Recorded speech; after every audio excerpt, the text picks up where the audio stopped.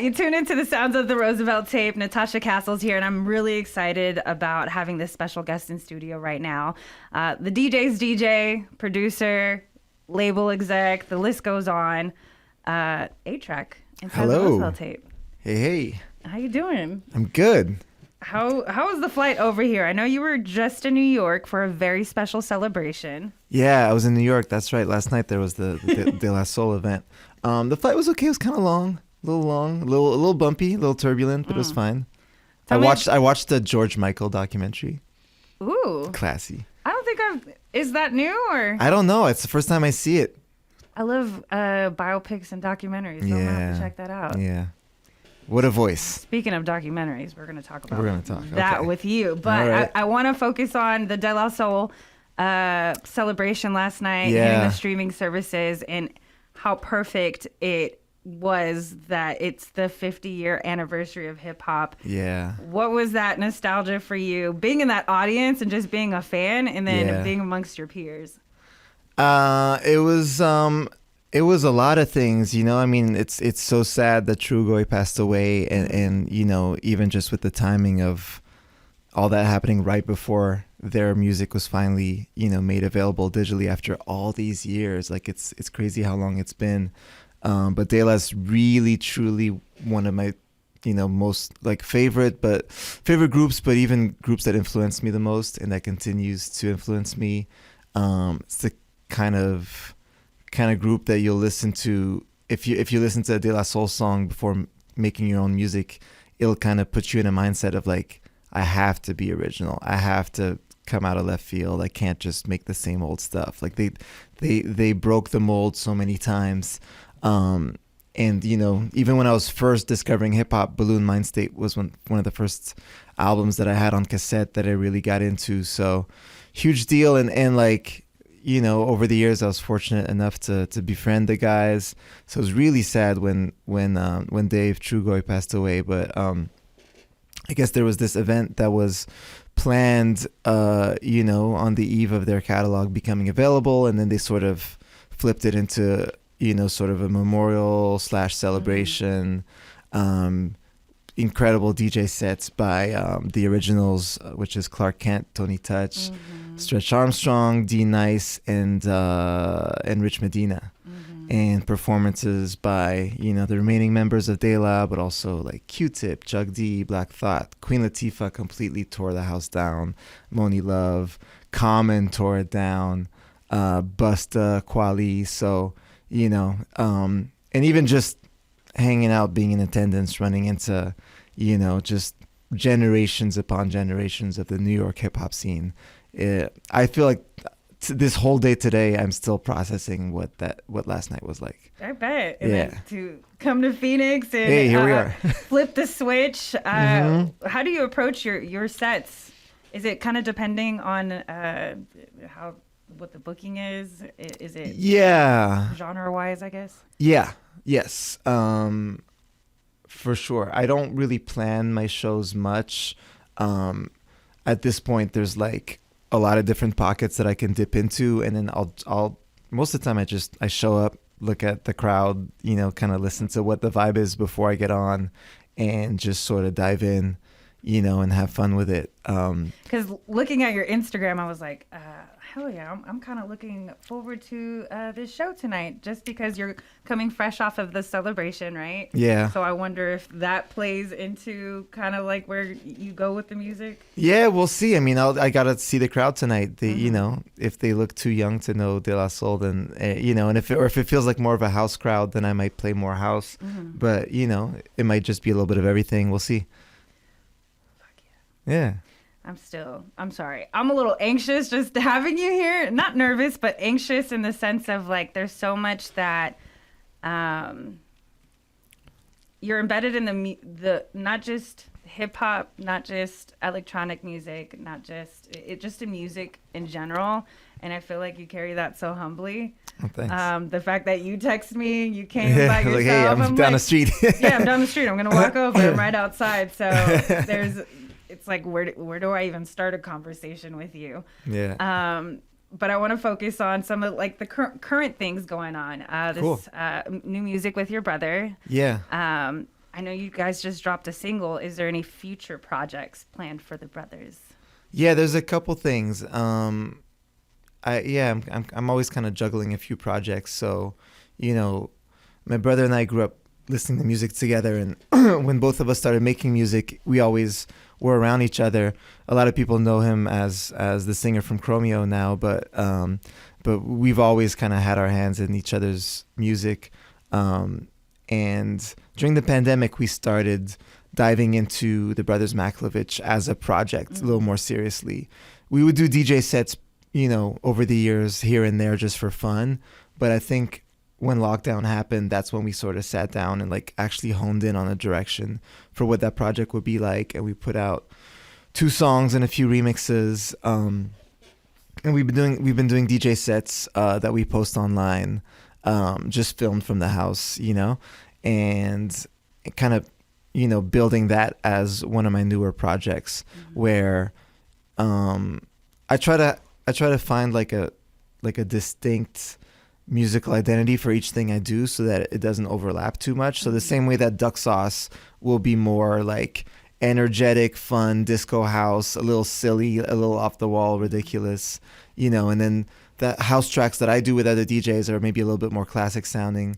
And then I might do other projects that are on the hip hop side, like with Cameron or whoever else. But when Dave and I got into this Brothers Maklovich thing, we kind of honed in on the musical direction that was influenced by some of the records that we first started buying when we were starting to go to record shops in the 90s. So a lot of like soulful house and jazzy house kind of influence. So, you know, from groups like Masters at Work, the Brand New Heavies, you know, Kerry Chandler and DJs like that, Louis Vega.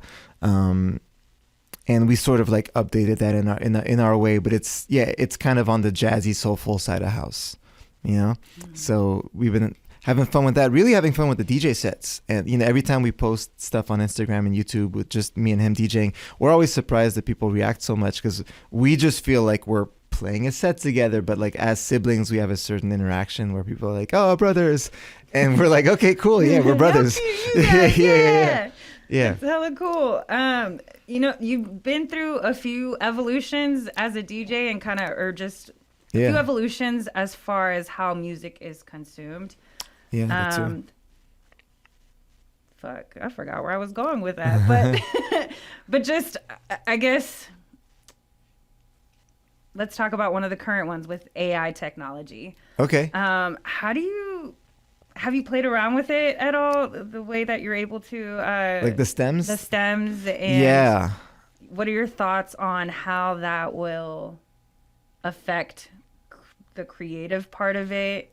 I mean, I worry that'll be dangerous for the creative. No, I think, you know, I think any tool just at the end of the day needs to be used right, but I think we're like on this really interesting run with DJing and technology where like for even more than 5 years now, I feel like there's been a lot of really quick innovations, new types of mixers. I even came out with a signature mixer 2 years ago with Rain, but between like the newer mixers that have like way more features at your fingertips, literally, where you can do different types of like turntablist tricks, you know, assigning, you know, filters and effects and stuff to like a bunch of buttons that are right next to your record, so you can just do more with your hands.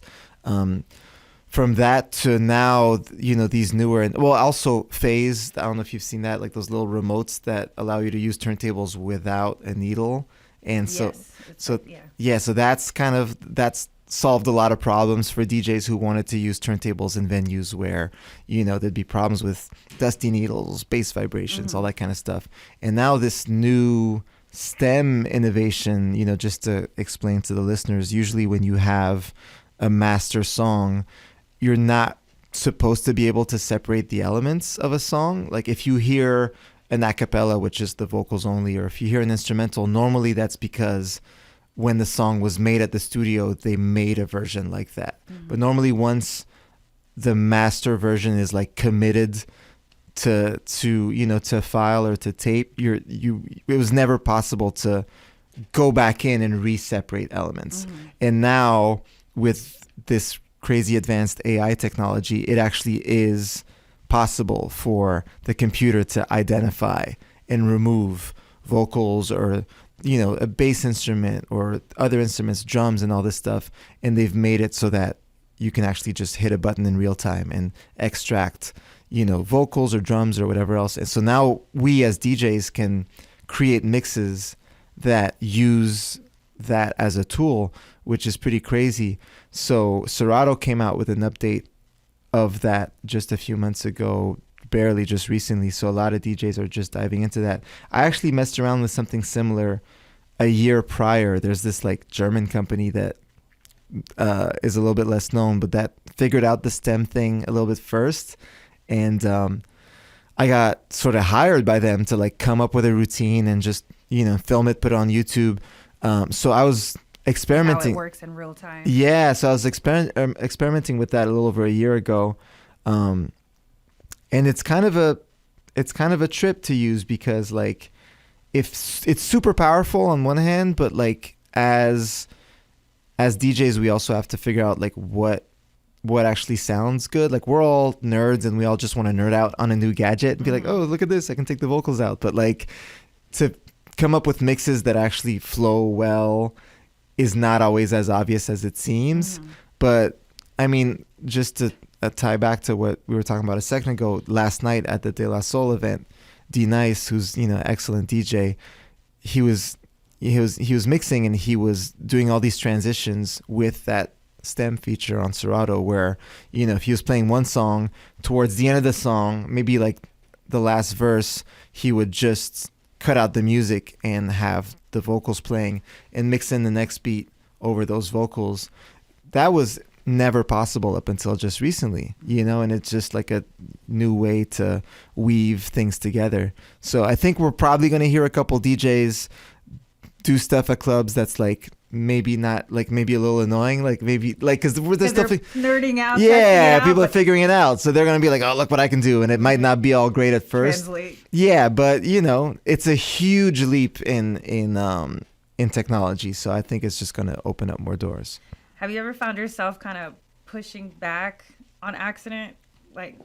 What do you mean pushing back? At some of the evolutions of the way music, I don't want to say how music is consumed, but like kind of pushing back on some of the trends that may happen, or so pushing back as in like, right, okay, so like not really embracing into, or I don't know, I think when I was younger and I was just doing turntablist stuff, I was kind of a purist, and I guess, yeah, that would be the purist or elitist culture. Or I mean, not even like, even just for what I wanted to use. Like, it was never a question of judging other DJs. Like, I was never one to be like, oh, you can't do that.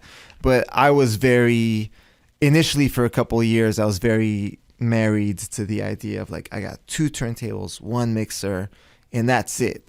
And I, you know, looking back, I like that for that period because I think it forced me to create with limited tools. But, you know, I remember in those years, there was like sort of the precursor to Serato, this thing that was called Final Scratch that was starting to emerge. And I remember resisting that when my friend first told me about it. I was like, I don't know, man. We got to keep it on vinyl. And then, but now it's funny because I really don't care about, you know, like, sure, it makes my job easier. Yeah, exactly. Ooh, like I'm really not Mr. Vinyl only. I you know, I play on CDJs or any kind of equipment, and but it's funny because I still scratch on whatever equipment I use. So a lot of times I'll play a set, I'll be playing on CDJs. You can see them; they're right there. They don't look like turntables. They're big and chunky and like. But I'm scratching, and then at the end of the set, someone will come up and be like, "Yeah, man, real vinyl, keep that stuff alive." And I'm just like, "Okay, dude, sure." In my head, I'm like, "What? Do you have eyes?" But sure, thank you, appreciate the support. Would you think I did it behind Mike? Yeah, there's another turntable. Whatever works. People see what they want to see. With the many hats that you wear, do you kind of have to I have a hard time saying this word, compartmentalizing the way you approach projects. Like, my bandwidth is a little short right now. I can't do a day off festival at this moment. Yeah, it's tricky, and I even just this week turned out to be a bit of a pile up of me taking on too many things in my life.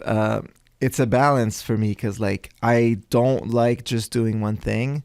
I feel like I come up with the best results when I'm juggling a couple things because it just sort of pushes me to make the most out of my time, and I'll be working on one thing and in the back of my head I'll be having an idea for another thing. So I wish sometimes that I could just be like the guy that just sits at the computer for 5 days straight and churns out 40 beats. Yeah. I just had to accept at one point that's not me. But I'll be doing 3-4 different things this within a day, going from a studio session to organizing Fool's Gold events to planning artwork for the next release to whatever else, working on new film projects and other stuff, and like that's what keeps my mind sharp. But sometimes I'll just take on like one too many things, and then suddenly it just feels like everything is insurmountable, but I get over it. Get over it, gotta keep going. I mean, sometimes I find that I excel under the pressure of having little to no time, or kind of just keep going. Because you just kind of have to. Like, I just got to focus on the next thing, and then I'll worry about the next thing after the next thing. Yeah.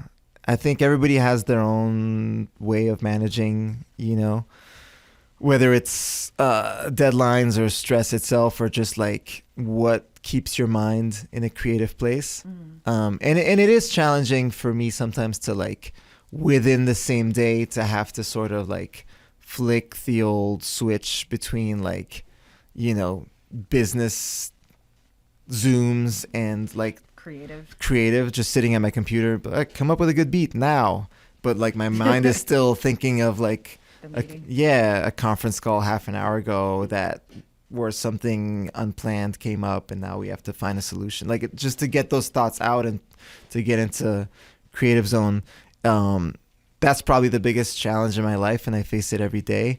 But in the big picture, that's just kind of how I prefer to approach everything, is to balance it all out. Do you enjoy the business side of it? Like I do. Meetings, or you have to have obviously creative first, but yeah, but I do like to have my hands in the biz. I feel like there's constantly people that I interact with who are surprised at like how hands-on I am with. Even just with Fool's Gold, with like all the way down to like who we sign, what does the deal look like, who's actually talking to the lawyer, who's coming up with the deal terms, all that stuff. Like I've done it for so long that I know how I like to do things. Mm-hmm. So I have a good team that I could like pass the ball to at different steps of the way, but I'm involved in everything. And I even think like there's like I started off DJing very young, where I think again those first couple of years were probably very pure, and it was just for the love of hip hop and scratching, and I was in school at the same time, and my focus was just on that. But that was such a long time ago. I think there's probably a point in my life, because now I'm 40. I'm going to be 41 in a few weeks. It's like I need new challenges, and I think there's a point where running an independent business and even just like finding solutions for all kinds of unpredictable stuff that come up every day, that became exciting.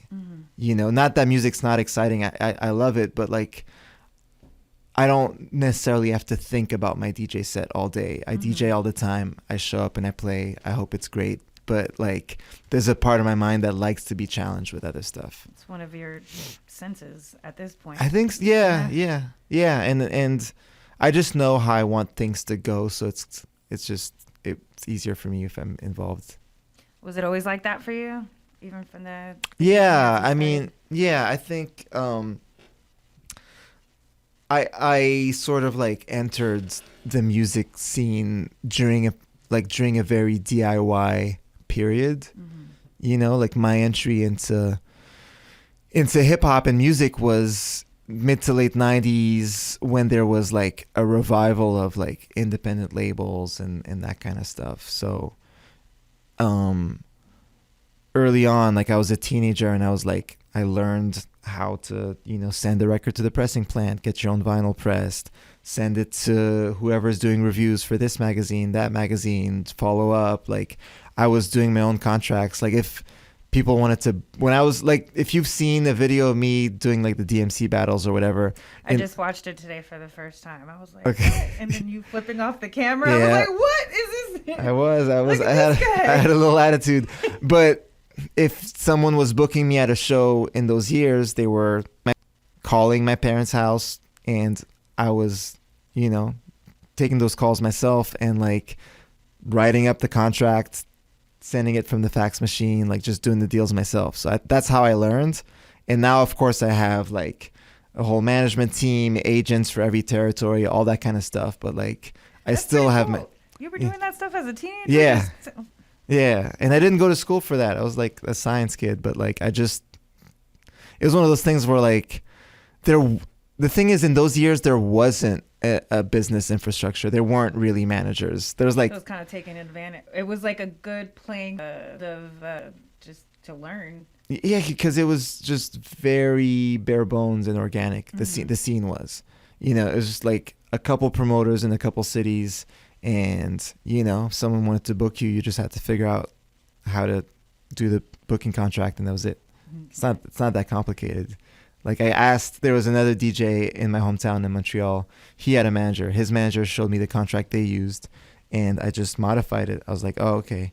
Well, my set is this long. Let me just change this part. And this is the equipment I need. Let me change that part.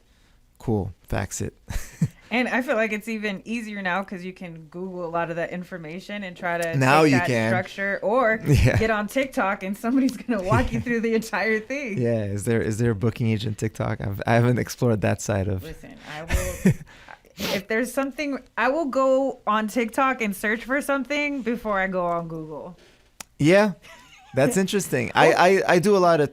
I'm still very Twitter. Like I do a lot of Twitter. Like Twitter too. If something just happened, like if it's like is Instagram down? Like I'll just go on Twitter and search it there. Instagram's down. Yeah. Well, Twitter's a different set of information. Yes. Obviously, you're gonna get the news first on Twitter. Right. Yeah. But TikTok might be more for like the tutorial. You're right. But I enjoy TikTok because I feel like it's you're getting that firsthand review from somebody. Yeah. Hopefully, and you can trust their review. Yeah. For sure.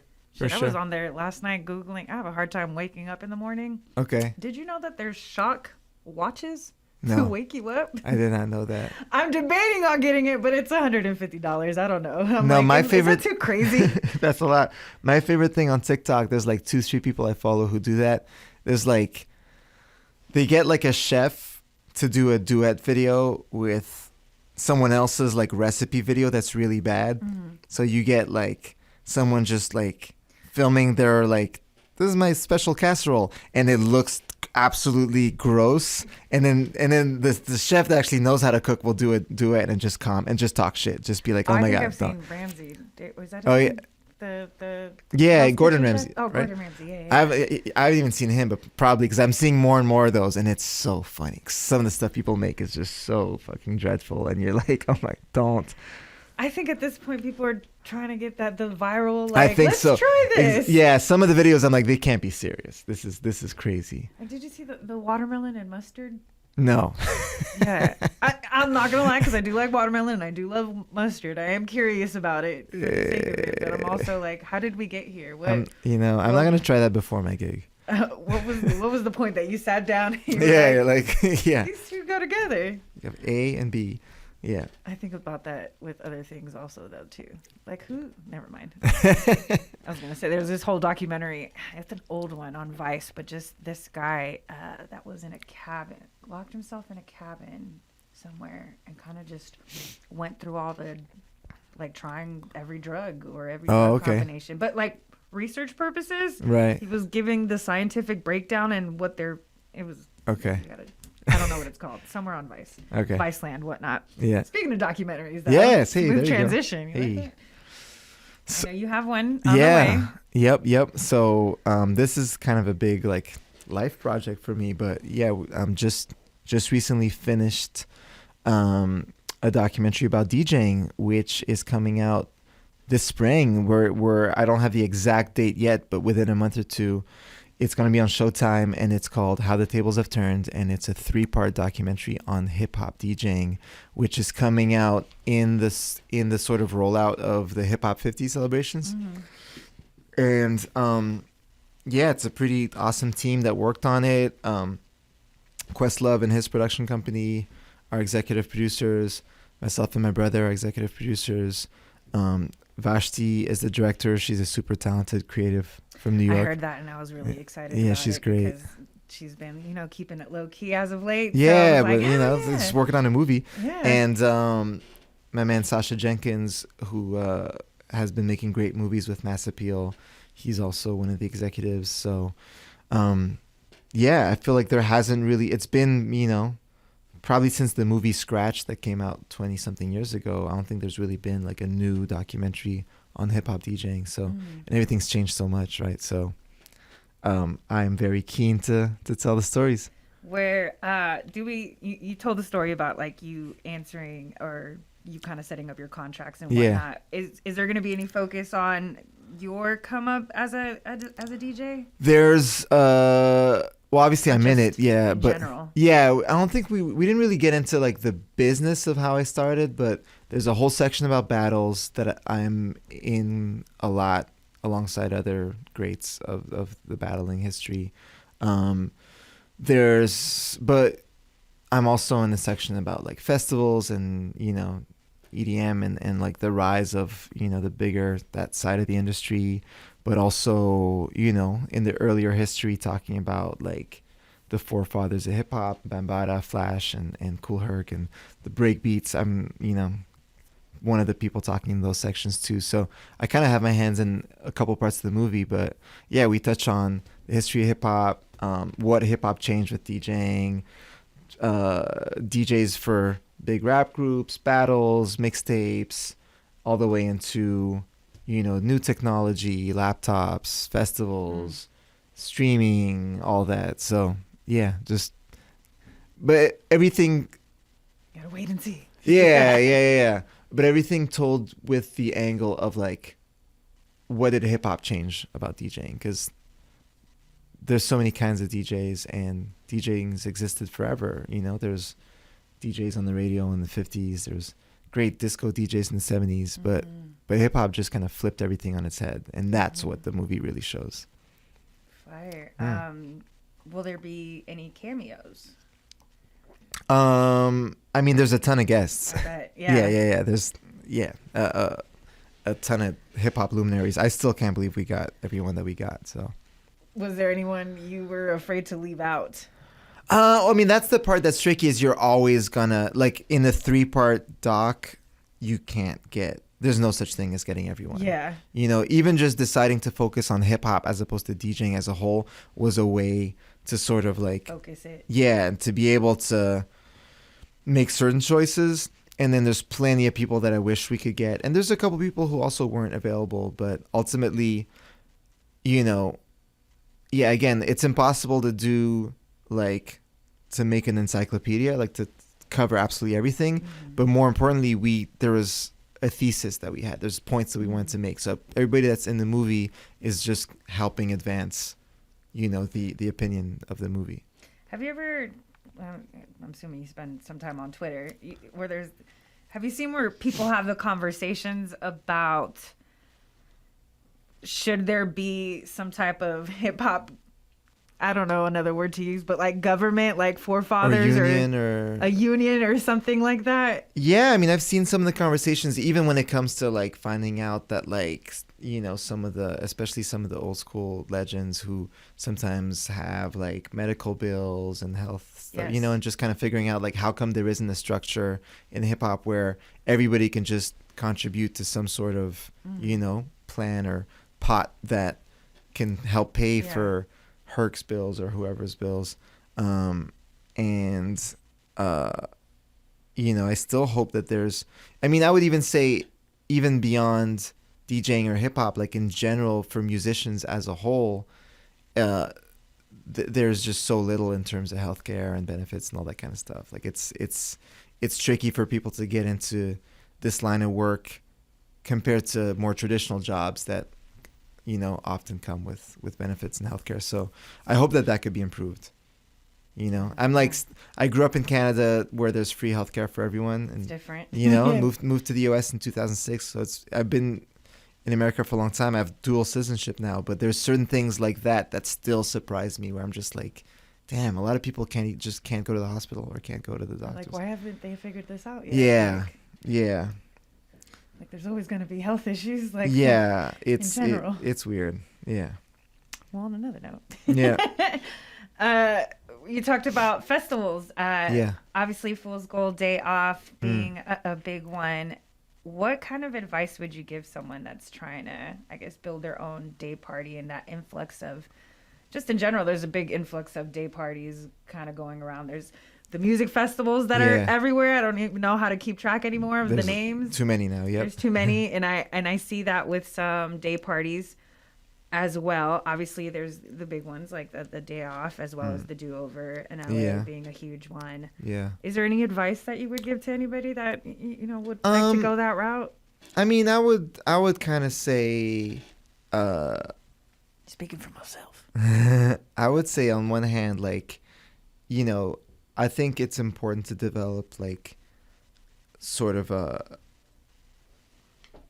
curation voice, in a sense, like just to come up with a style that is associated with that party, so that people know what they're going to and they can tell their friends about it. And it's funny because that doesn't have to be too narrow. Like you mentioned, the do-over, there's so many types of DJs that play the do-over. You can't really describe it as like one genre, but you can give a few adjectives and a few examples of DJs that you're likely to see there. And between that and just what the vibe is, that's like, I'm always thinking like, how do you make sure that people are going to want to tell their friends about something? But I think about that when I'm working on songs too. Everything that I work on, I'm thinking like, is there enough of a defined vision and voice here so that someone will tell their friend, like, whether it's, if you're talking about like, hey, did you hear the song that goes doo-doo-doo? If you can't summarize it that way, then it's not. It's not. What do you mean, like in a short, simple sentence? Yep. You don't have to like over-explain it? Yeah, for sure. For a song to be catchy enough, you need to be able to just say a few words and someone will know what you're talking about. Well, similarly, for a party to be contagious enough, in a sense, for a party to be something that people want to spread the word on, because that's what it all boils down to, is word of mouth, right? So for something to feel contagious enough, it needs to translate, to like a couple words. So if you're going to start a party, I think that's something that you have to always keep in mind, is like, well, what's the vibe? Because even that can, when you're deciding who plays, from one to the next or whatever, it's almost a way to like keep yourself in check with your decisions, where you're like, well, does that fit? And then you sort of cross-reference with what your mission statement is, what your description of it is, and you could be like, well, yeah, I guess that fits in this way or that way, and then you book that person. So that's one thing. And aside from that, what else? Try to not lose money. Well, how would you describe? We all lose money doing events, so it's fine. I bet, yeah. But to try to figure out, like, what I would say, like, it's not even a question of like necessarily trying to scale and make something the biggest party ever, because there's so many stories of stuff that is cool, sustainable, it's healthy, and then people start getting in your ear and saying, yo, you can make this 5 times bigger, and then they try to make the leap and it just falls on its ass, or like suddenly you lose a bunch of money. So I feel like with sustainability, what you said, with what you said, the word of mouth, almost, you kind of have to go with the model of building some type of exclusivity, whether it's not choosing who goes there, but like making it maybe like a 500 person venue and building from there. Well, because that's one thing with any good party, half of it is not even who's DJing, but who's the crowd. Like, you should be able to describe what someone in like for any given party, someone's in the crowd, how do they dress? If it's a party that's like dope enough, you should be able to say like what sneakers they wear and like how they wear their jeans, because that means that it's just like really well defined. How would you describe the day off goers then? Well, What are they wearing? Who's in the audience? Yeah, for sure. I mean, I'm always like, honestly, for so many years, I would look at the crowd at the Fool's Gold Day Off parties and be like, what a good looking crowd. Like I honestly, and I'm not even, this is like removing myself because I'm not in the audience, but like the Fool's Gold Day Off parties attract an audience that's a little bit more on the like young hip hop side, but cool, like into dope brands, you know, but like not on some snobby shit, not some crazy exclusive luxury shit, just like cool style. There's always a bunch of photographers in the audience taking like really dope photos. There's like we sort of attract the creatives, which was something that I've always wanted to foster. Yeah, I think that's what's dope is as part of your allure is that you can feel that you're a genuine fan of just music, culture, film, fashion. Yeah. I'm psyched. That's dope. That's the audience that you attract, and it kind of just takes away all the. I guess it makes people like myself very proud to keep going in your own lane. Yeah. As far as it's. There's a lot of pressure to give into trends, etc. Sure. Yeah. But yeah, just wanted to speak to that. Yeah, thanks. I know you. I was listening to a podcast you were on, and you were talking about you DJ'd at the very first Coachella, which I thought was pretty cool. Do you remember what that Coachella? I've never been to Coachella, but I've had friends that have been for the last 10 years, and they always complain about like what it's become now. I think it's really cool because it's one of the staple music festivals. I still think it's cool. Yeah. I still think it's cool, but it's changed a lot. But even the first one wasn't. Do you remember how big it was?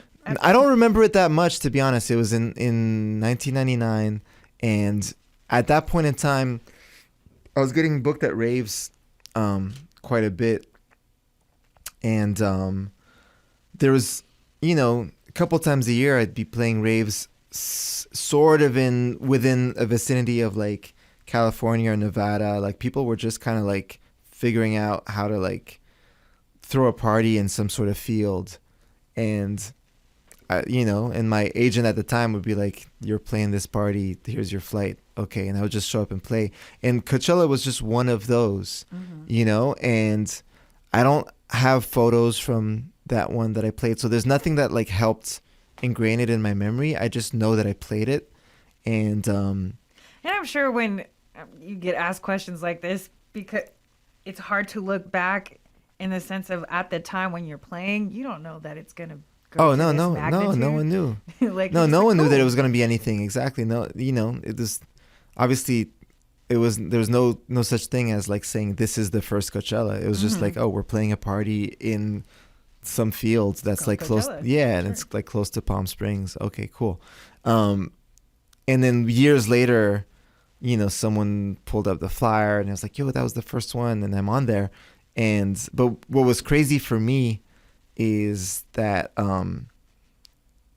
at the start of the pandemic, on the weekend that would have been Coachella, so in April 2020, there's a documentary on Coachella that came out. I need to check that out. Oh, I it's did good. have tickets to that 2020. That was my first Coachella. Well, the documentary's on YouTube. It's really cool.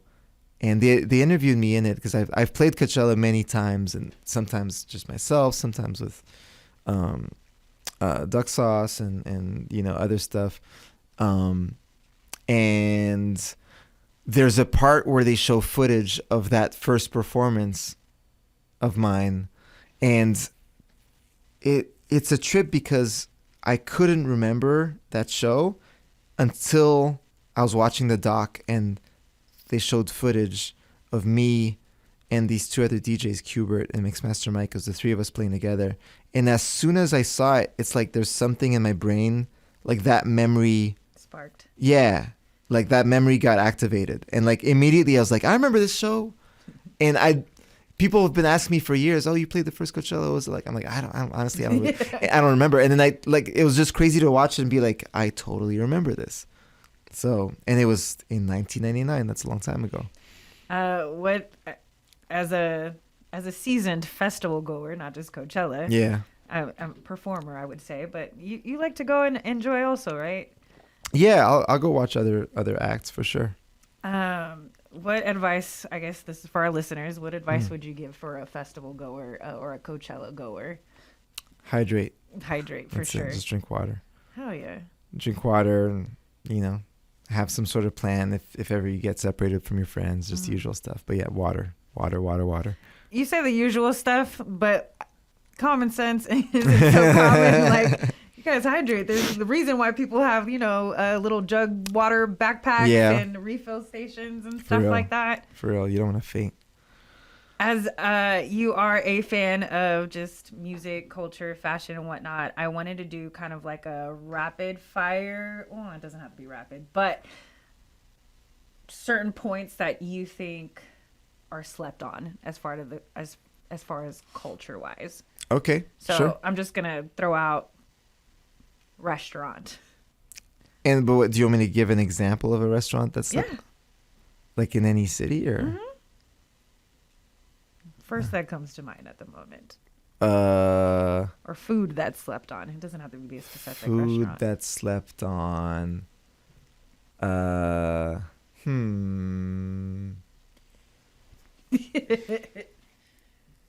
mean, I love Moroccan food. So I'll just say that. Yeah. I've never had Moroccan food. What is the Moroccan order? You gotta meet my mom. Oh.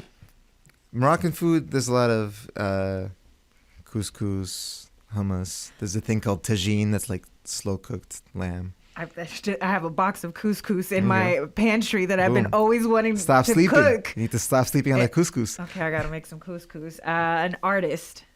An artist who slept on Rock Marciano. Okay.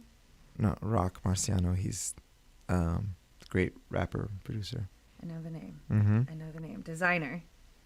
A designer that slept on? I don't know. Like a clothing designer? Mm-hmm. Or it could be any designer that comes to mind. Maybe slept on isn't the right word. Yeah, slept on is tricky because, yeah. Is it really slept on, or is it? Or do you or just someone I want to big up? Mm-hmm.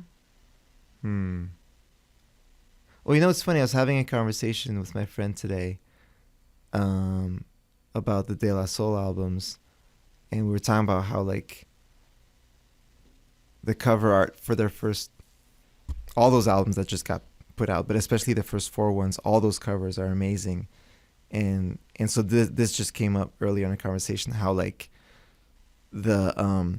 I think her name was Monica Lynch, one of the executives at their then label Tommy Boy had a lot of input in their creative and apparently their album covers, and how that certain people like that at labels who weren't designers themselves but who suggested what the art would look like, or in that case slept on, or how you don't really think of the contributions, even I think in general people who design album covers over the years, you might not think of their names as designers. We don't even really know all their names as designers, but we have posters of those albums on the wall. Mm-hmm. So, wow, very valid point. I'm gonna start doing a deep dive on that. That's gonna be my next TikTok series. Yeah, slept on covered art designers. I hope that's on TikTok. Who knows? Hell yeah! Okay. Well, I appreciate you taking the time to stop by the tape. Yeah, pleasure.